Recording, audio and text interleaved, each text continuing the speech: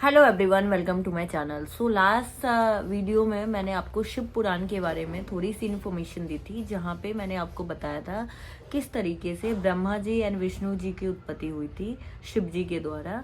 And उसके बाद कैसे जो है मानव सृष्टि की रचना के लिए ब्रह्मांड की रचना हुई, मानव सृष्टि की रचना की रिस्पॉन्सिबिलिटी ब्रह्मा जी को मिली थी। आज मैं उससे आपको आगे बताऊंगी कि जब ब्रह्मा जी को ये रिस्पॉन्सिबिलिटीज मिली थी शिव जी के द्वारा कि आपको सृष्टि मानव सृष्टि की रचना करनी है, फिर उन्होंने अपने चिंतन से 4 मानव पुत्र को अपने मस्तक से उत्पत्ति की। चारों बालक को, जिनका नाम था सनत, सनातन, सदानंदन एंड सनत कुमार, इन सभी को उन्होंने आज्ञा दिया कि आप सभी को मानव सृष्टि के हित के लिए लाया गया है। तो उन सभी ने उनको बहुत रिस्पेक्टफुली मना कर दिया कि हम वैराग्य है, हम वैराग्य में भी ही खुश है, हम आना नहीं चाहते हैं। तो फिर उन्होंने दोबारा से चिंतन किया। उसके बाद उन्होंने अपने बॉडी के कई पार्ट से कई सारे पुत्रों का निर्माण किया, उत्पत्ति किया। एंड जब जैसे कि उन्होंने अपने नेत्र से एक पुत्र को का निर्माण किया, एक उन्होंने अपने हृदय से एक पुत्र की उत्पत्ति की, एक पुत्र की उन्होंने दोनों कानों से उत्पत्ति की। इस तरीके से उन्होंने टोटल 7 पुत्रों की उत्पत्ति की थी। लेकिन सभी के सभी पुत्र जो है तपस्या के लिए चल पड़े। फिर उन्होंने चिंतित हो गए ब्रह्मा जी, एंड बहुत चिंतन के बाद उन्होंने फिर से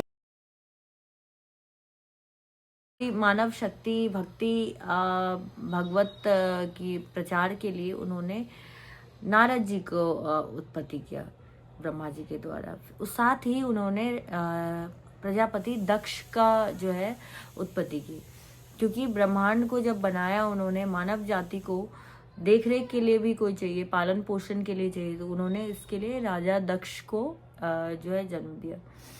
तो नारद जी को उन्होंने आज्ञा दिया कि आपको मानव जाति में वो भक्ति भावना उत्पन्न करना है, आपको भगवत का प्रचार करना है, सो दैट उनके मन में जो है भजन भक्ति का भावनाएं आए। और राजा दक्ष को उन्होंने आज्ञा दिया कि आप जो है मानव जाति के पालन पोषण में का देख रेख करेंगे प्रजापति के रूप में।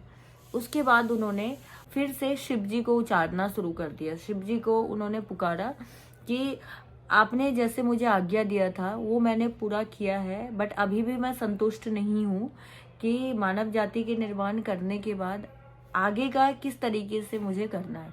फिर उन्होंने जब शिव जी की उपासना की, तब जो है शिव जी ने शिव शक्ति के रूप में दर्शन दिया। जब शिव शक्ति के रूप में शिव जी ने दर्शन दिया, तो वो रूप देख करके ब्रह्मा जी आश्चर्यचकित रह गए। उसके बाद शिव जी ने बताया कि ये मेरा अर्ध नरेश रूप है शिव जी का, जहाँ पे आपको शिव और शक्ति दोनों का रूप दिख रहा है। लेकिन आप जो है शिव शक्ति में डिफरेंस कैसे पता करेंगे? तो इस तरीके से पुरुष और नारी, नर और नारी में डिफरेंस किस तरीके से आपको पता चलेगा? हम आपके सपोर्ट के लिए आए हैं, मानव निर्माण में आपको सपोर्ट करेंगे। फिर शिव जी ने बोला कि मैं कैलाश पे जो है अवतार लेकर के वहाँ रहूँगा।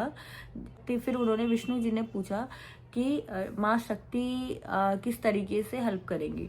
तो माँ शक्ति ने उनको बताया कि वो पृथ्वी पे राजा दक्ष के पुत्री के रूप में जन्म लेंगे, जहाँ पे उनको मानव जाति नारी के रूप में उन्हें सपोर्ट करेगी।